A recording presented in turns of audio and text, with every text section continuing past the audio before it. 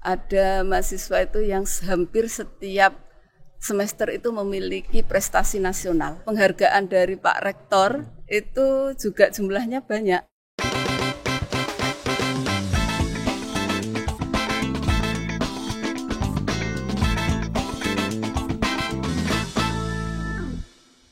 Kece Radio, your easy listening station. Welcome back with your boy Tama di Bincang Unesa. Oke, kali ini kita masih ada di Fakultas Ilmu Pendidikan. Kali ini seperti biasa, Bincang Unesa nggak sendirian. Aku ditemenin salah satu kaprodi dari pendidikan luar sekolah. Nah, kok pendidikan di luar sekolah? Kenapa namanya di pendidikan di luar sekolah? Nah, langsung aja kita bongkar nih. Apa sih sebenarnya S1 program pendidikan luar sekolah? Bersama saya Dr. Wiwin Yulianingsi SPD MPD. Halo Ibu Wiwin. Halo Mas Gimana, Tama. sehat, Bu? Alhamdulillah. Ya, Pak. Nah, yang tadi aku tanya, Bu, kenapa namanya pendidikan luar sekolah? Iya. Sebenarnya apa yang kita belajar di PLS ini, Ibu? Iya. Oke, makasih Mas Tama. Pendidikan luar sekolah itu istilah yang lain, pendidikan non formal atau pendidikan masyarakat. Ya, nomenklatur yang baru ini pendidikan non formal atau pendidikan masyarakat. Jadi kita lebih banyak mempelajari tentang sistem pembelajaran atau sistem pendidikan yang dilakukan di luar sistem persekolahan, baik melembaga maupun tidak. Itu. Nah, pendidikan luar sekolah memang lebih banyak berkecimpung dengan masyarakat, Mas Tama. Itu. Jadi kita banyak mempelajari tentang kebudayaan, andragogi, kesehatan masyarakat, pemberdayaan masyarakat, dan lain sebagainya. Berarti fokus dari PLS atau pendidikan non formal ini social impact-nya lebih diperluas gitu ya, Bu? Jadi lebih ke masyarakat, terus lebih ke terjun ke masyarakat, apa yang kita belajar gitu ya? Iya, di PLS ada 4 rumpun, Mas Tama. 4 rumpun. Yang pertama adalah rumpun andragogi. Ya. Yang kedua rumpun homeschooling dan pendidikan kesetaraan. Rumpun yang ketiga PAUD dan parenting, dan yang terakhir adalah pemberdayaan masyarakat. Nah, itu. Jadi selama kita berkuliah di PLS ini nanti ada 4 rumpun yang bisa diambil nih sama teman-teman mahasiswa. Iya. Tadi ada andragogi, iya. Terus ada PAUD dan parenting, iya. Terus ada homeschooling dan pendidikan kesetaraan jadi satu ya, itu yang terakhir pemberdayaan masyarakat. Jadi tinggal menyesuaikan dari mahasiswa sendiri, Bu. Passionnya mau di mana gitu. Iya, tetapi di awal semuanya diberikan. Semuanya dipelajari, tapi nantinya kan untuk tahu karakter, iya. Minatku sini, aku kayaknya mau homeschooling nih atau PAUD atau parenting gitu. Oke. Nah, ngomongin soal program pendidikan nih, Bu. Ngomongin tadi sudah rumpun-rumpun. Nah, untuk fasilitasnya sendiri yang kita dapat nih, Bu, misal menjadi mahasiswa PLS, apa yang bisa kita dapat? Iya. Fasilitas kami di Prodi Pendidikan Luar Sekolah insya Allah tergolong lengkap ya, lumayan gitu ya, Mas Tama. Jadi kita ada laboratorium di dalam kampus, ada laboratorium di luar kampus, dan di PLS juga ada studio di ruang laboratorium itu, lalu ada kelas di lantai 3, semuanya ber-AC. Kita tidak umpel-umpelan gitu, tidak. Jadi sangat representatif dan secara fasilitas kita memiliki itu. Termasuk juga di Laboratorium Merdeka Belajar, Mas Tama, kita punya Taman Kelinci. Nah, Taman Kelinci itu dikembangkan dulu saat itu 2 tahun yang lalu ada program pengabdian kepada masyarakat. Kami memberikan edukasi untuk masyarakat sekitar melalui program PAUD dan parenting. Nah, kita tempatkan di Lab Merdeka Belajar, kita membangun Taman Kelinci itu. Nah, ini dilanjutkan oleh mahasiswa. Jadi di Lab Merdeka Belajar awalnya itu ada program dari KKN tadi ya, Bu? PKM. Iya, oleh dosen. Iya, pengabdian kepada masyarakat. Akhirnya sekarang dilanjutkan dan dikelola oleh mahasiswa di Lab Merdeka. Nah, bagi CPP yang nggak tahu nih Lab Merdeka, langsung aja datang ke kampus Lidah Wetan Unesa. Fakultas Ilmu Pendidikan. Depannya pas Fakultas Ilmu Pendidikan. Itu kalian dah lah, ijo-ijo, terus banyak hewan-hewan. Bisa belajar di sana juga ya, Bu ya? Bisa belajar, bisa diskusi juga di sana. Jadi tinggal datang aja ke Fakultas Ilmu Pendidikan. Nah, ngomongin tadi fasilitas nih, Bu, itu bisa termasuk keunggulan dari PLS juga kan? Betul, ya. Keunggulan lainnya itu apa, Bu? Iya, yang pertama pastinya PLS ini akreditasinya A. Ya, nanti akan akreditasi lagi di tahun 2025, mudah-mudahan bisa unggul Mas Tama, dan target dari fakultas ya, target dari universitas insya Allah tahun depan bisa submit di akreditasi internasional. Jadi akreditasi itu sebagai keunggulan yang pertama. Keunggulan yang kedua, PLS punya skema kompetensi pemberdayaan masyarakat ya. Jadi kita di sini di UNESA ini satu-satunya tempat uji kompetensi skema fasilitator pemberdayaan masyarakat adanya di PLS.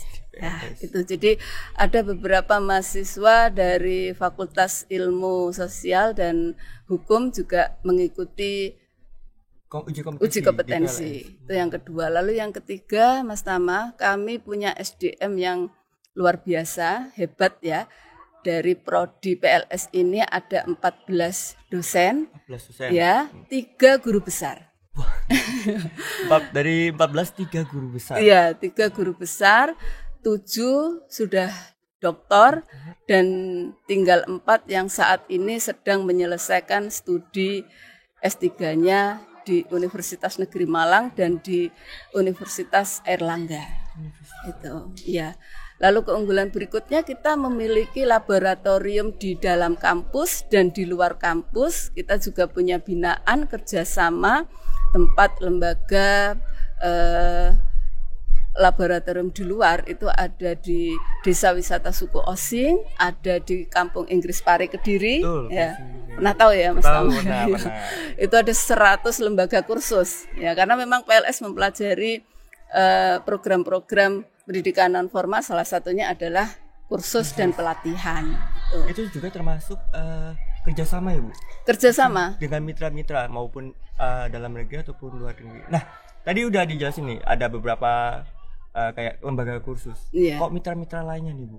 Kalau mitra-mitra lainnya kita dengan lembaga pemerintah dan non pemerintah, Mas Tama, ada SKB Sanggar Kegiatan Belajar UPTD yang dimiliki di Dinas Pendidikan Kota dan Kabupaten. Nah, itu sebagai lembaga praktek mahasiswa. Lembaga praktek mahasiswa. Iya, lalu yang non pemerintah swasta PKBM, Pusat Kegiatan Belajar Masyarakat. Ya, itu. Jadi benar-benar PLS ini adalah berfokus adalah pemberdayaan masyarakat. Benar-benar social impact-nya itu besar di PLS. Betul sekali Mas Tama. Jadi kita skema kompetensinya yaitu fasilitator pemberdayaan masyarakat. Nah, tahun depan kita akan tambah skemanya menjadi pengembang masyarakat yang ditempatkan di desa-desa. Ya, itu. Karena PLS ini ingat sama, kalau ngomong PLS ini ingat banget sama programnya UNESA dengan Kabupaten Bojonegoro. Iya, betul. Ya, Mas Tama. Hampir persis ya, Bu? Sama. Iya. Wah. Jadi kami tahun ini mendapatkan mahasiswa melalui jalur rekognisi RPL dengan mahasiswa dari Bojonegoro. Mereka mendapatkan beasiswa penuh dan mereka akan menempuh 2 tahun setara dengan 4 semester Mas Tama untuk mengikuti proses perkuliahan di sini. Alhamdulillah ini sudah minggu kedua. Sudah mulai pembelajaran. Sudah mulai pembelajaran. Jadi mahasiswanya sendiri itu terdiri dari perangkat desa. Perangkat desa atau istilahnya pegiat desa. Pegiat desa. Pegiat desa. Nah, ini juga kami akan tindak lanjuti ke kerjasama Mas Tama. Kita nanti akan pengabdian kepada masyarakat di sana dan melakukan penelitian di sana. Itu. Jadi terjun semuanya karena kerjasama ini adalah kerjasama yang sangat bisa untuk kolaborasi. Kolaborasi. Kita punya mahasiswa di sana dan kita juga akan melakukan pengabdian dan penelitian di sana. Kami sudah koordinasi dengan teman-teman yang ada di Bojonegoro. Tinggal ditunggu aja nih hasil dari penelitiannya aja dan hasil kolaborasi dari mahasiswa Bojonegoronya sendiri. Iya. Karena RPL sendiri ini masih baru. Terhitung kemarin tuh sekitar 1.000 kalau nggak salah, 1.000 lebih kalau totalnya itu ya. Yang daftar, yang lolos 600. 600, wah. Ya. Itu juga banyak Bu. Perangkat desa itu banyak. Iya, alhamdulillah. Kementerian Desa bekerja sama dengan UNESA dan UNY. Ya, di UNESA ada 5 prodi yang dipilih, salah satunya PLS itu. Ya. Nah, tadi udah ngomongin fasilitas Bu. Iya. Sudah juga mengomongkan program RPL nih. Nah, pastinya teman-teman mahasiswa yang sebelumnya nih angkatan 2018, 19, 20, bahkan 21 ini juga terbantu banget sama fasilitas yang ada di kampus dan menunjang mereka dalam berprestasi ini. Betul. Nah, ada nggak sih prestasi-prestasi mahasiswa yang dari program ini pendidikan luar sekolah ini, Bu? Apa aja? Silakan. Iya, setiap tahun pasti ada, Mas. Pasti ada, ya. Di tempat kami ada mahasiswa itu yang hampir setiap semester itu memiliki prestasi nasional. Hampir setiap semester. Ya. Jadi penghargaan dari Pak Rektor itu juga jumlahnya banyak, Mas Tama. Alhamdulillah ini salah satu dari mahasiswa kami juga sedang proses mendaftar S2 ya, karena hasil dari apresiasi yang sangat tinggi itu tadi, Mas Tama. Nah itu. Lalu kita juga ada komunitas-komunitas ya Mas Tama. Jadi prestasi mahasiswa yang lumayan banyak itu di latar belakangi oleh komunitas yang ada di PLS ini. Ya, ada komunitas literasi, ada komunitas olahraga, ada komunitas gerakan mengajar untuk anak-anak jalanan itu, lalu ada komunitas public speaking. Iya. Itu. Jadi selain latar belakang mandiri dari kemauan sendiri, motivasi yang tinggi. Ada komunitas juga ya. Ada komunitas ya. Jadi gak usah bingung. Dan kalau di UNESA sendiri, kalau kita misalnya mau selain PKM dan PMB pastinya pengajuan itu proposal didanai. Kalau kita mau melakukan lomba secara mandiri pasti didanai. Pasti ada secara uang transport, uang ini pasti dari fakultas maupun prodi pasti bakal mensuplai gitu ya Bu ya. Ya, kami berusaha seperti itu, Mas Tama. Jadi ada support dari prodi maupun dari fakultas untuk memberikan layanan fasilitas mahasiswa yang berprestasi. Jadi apalagi kalau sudah berprestasi, juara 1 nasional maupun internasional, bakal dapat reward dari Pak Rektor. Betul. Nah, jadi, itu tadi yang dapat rewardnya banyak banget itu akhirnya untuk studi S2. Studi S2. Wah, jadi dikelola lagi buat S2 nih. Iya. PLS ini di UNESA ada S1 dan ada S2, Mas Tama. Oh iya. Iya. Berarti ada S1-nya, ada S2-nya. Jadi buat teman-teman yang sudah lulus S1, mungkin mau jadi dosen nih, mau jadi dosen juga, bisa langsung ke S2 gitu. Iya. Wah, jadi langsung lanjut lagi gitu. Iya. Nah, untuk MBKM sendiri nih, bukan semenjak angkatan tahun 2019 MBKM sudah resmi dibuka dan dijalankan. Nah, untuk penerapan MBKM di prodi PLS sendiri gimana Bu? Iya, wah, rame sekali nih, Mas. Karena kan untuk luar MBKM biasa sendiri ini kan, MBKM ini. Impact sosialnya juga banyak banget programnya. Apalagi PLS juga sama gitu, sama rumpunya sama gitu. Iya betul Mas. Jadi di awal kita kolaborasi dengan PLS yang ada di perguruan tinggi di Indonesia ya, dengan kita kerjasama dengan UNES, dengan UNJ, dengan UM dan Universitas Negeri Padang untuk pertukaran mahasiswa itu. Lalu yang kedua mereka juga ikut kompetitif di MBKM pusat ya Mas ya. Studi independen, kampus mengajar, banyak sekali mahasiswa PLS ini yang lolos MBKM macam-macam begitu ya. Jadi kita juga mengakomodir itu, memberikan support yang luar biasa lah, karena mereka ini kan atas inisiatif sendiri dan dorongan yang kuat, semangat untuk mengikuti MBKM itu.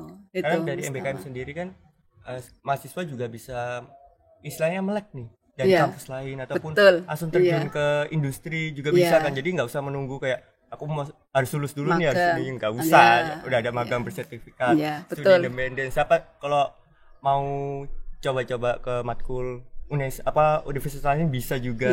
Terus bisa langsung mengajar nih, kampus mengajar tadi kan. Jadi di kayak kalangan 3T ya Bu ya Bu. Untuk SD SMP gitu ya Bu. SD SMP. Jadi MBKM rame banget pasti di daftar rame banget. Iya, rame banget ini. Saat ini sedang KKN 20 SKS. KKNT 20 SKS. KKNT. Jadi di beberapa daerah di Jawa Timur khususnya ya Bu ya. Iya, mengikuti program dari universitas Mas Tama itu. Jadi lokasinya kita mengikuti dari universitas. Iya. Terus seru kalau ngomongin MBKM itu sebenarnya seru Bu, karena mahasiswa itu yang dicari jalan-jalannya? Kan bosan stuck di Surabaya nih kan. Apalagi setelah pandemi ini. Betul, kayak pandemi kan dikurung aja di rumah. Kok ngomong MBKM bisa keluar-keluar nih Bu. Belajar sambil keluar cari pengalaman. Betul, ramai MBKM sekali seru, nih. seru. Ya. Nah, alhamdulillah. Untuk luarannya sendiri Bu, dari lulusan S1 PLS ini, kalau diserapan di industri bisa jadi apa aja nih Bu? Iya, alumni dari kami bekerja di Dinas Pendidikan, di Kementerian Pendidikan dan Kebudayaan di Jakarta ada, di Balai Pengembangan Pendidikan Non-Formal di daerah-daerah itu ada, dan di Sanggar Kegiatan Belajar yang di bawah UPTD, dan ada di PKBM juga, termasuk juga menjadi wirausaha. Karena dipelajari ya Bu? Iya, ada. Namanya mata kuliah kewirausahaan sosial. Ada sosialnya Mas Tama. Bedanya itu, ada sosialnya ya. Iya, jadi menurut saya PLS itu lebih fleksibel gitu ya. Bisa ikut mengikuti kompetitif di tingkat pemerintah atau mungkin di swasta atau bahkan bisa mendirikan lembaga pendidikan non formal sendiri Mas Tama itu. Jadi dia menjadi manajer lembaga pendidikan non formal, bisa merekrut anak-anak bidang studi untuk masuk menjadi tutor atau pengajar. Iya. Seperti homeschooling Kak Seto. Ya. Wah, aku baru tahu kayak nyata PLS itu homeschooling itu disebut salah satu program pendidikan luar sekolah itu adalah homeschooling. Karena homeschooling itu pendidikan kesetaraan.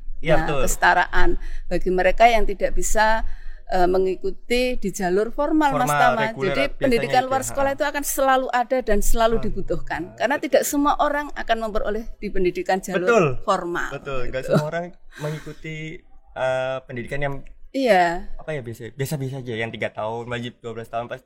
Semuanya wajib 12 tahun tapi kan enggak semuanya kayak di SMA, SMK bisa di homeschooling. Iya, gitu. Karena latar belakang kan beda-beda Mas Tama. Ada yang mungkin dia karena mengikuti orang tua yang wirausaha, mungkin dia juga bisa juga artis lokal atau ya susah buat datang ke tempat gitu. Nah, untuk penerimaan mahasiswa baru tahun 2022 Bu, berapa Bu? Iya, tahun ini tambah 1 kelas Mas Tama. Tambah 1 kelas, wah makin rame nih Bu. 1 kelas isinya 40, jadi kita kuotanya tahun ini 120. Sekitar 120 dari semua jalur. Semua jalur. SNM, SBM sama Mandiri. Nah, buat teman-teman kece people yang di rumah nih, kalau mau tahu informasi tentang prodi pendidikan luar sekolah ini, cari di mana Bu? Infonya banyak Mas ya. Kita juga media sosial juga ada, websitenya PLS ada. Instagram juga ada, YouTube-nya silakan dibuka, jurusan PLS UNESA. Nah, itu PLS sudah diikuti oleh 1.000 lebih. 1.000. Iya.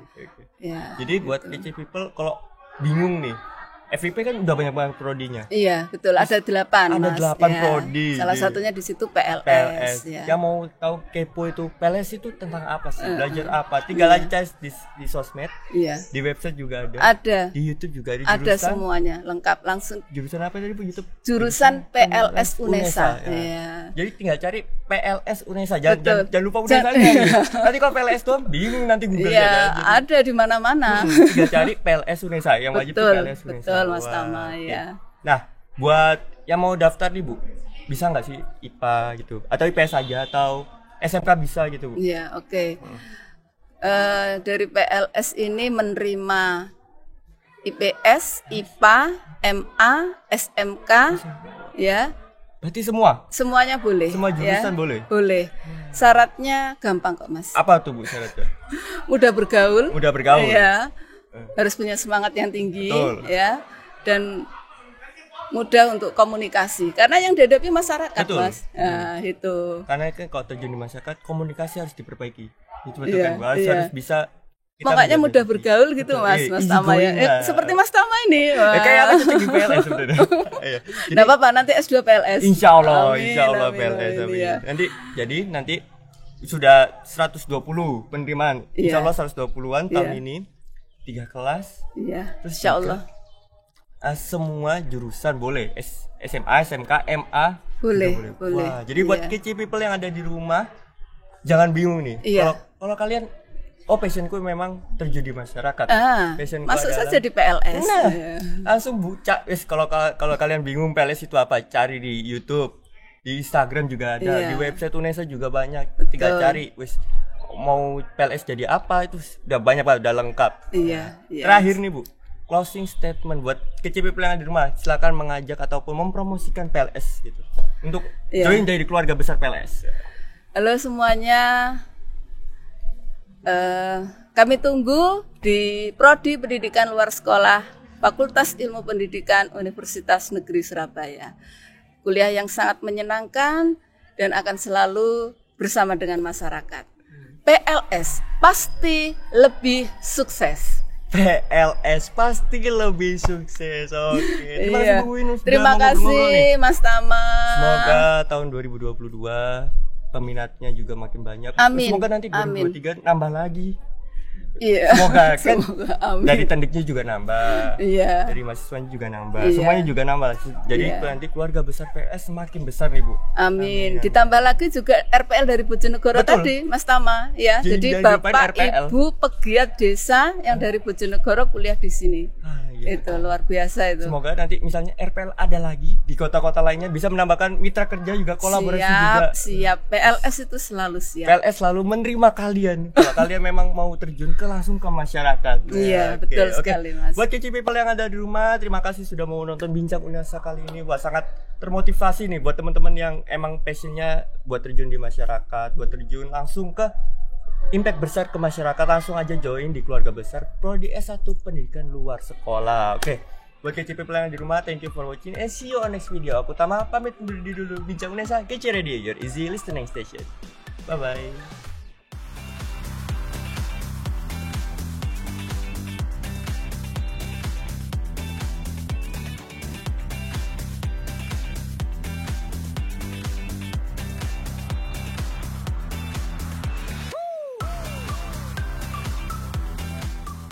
KC Radio.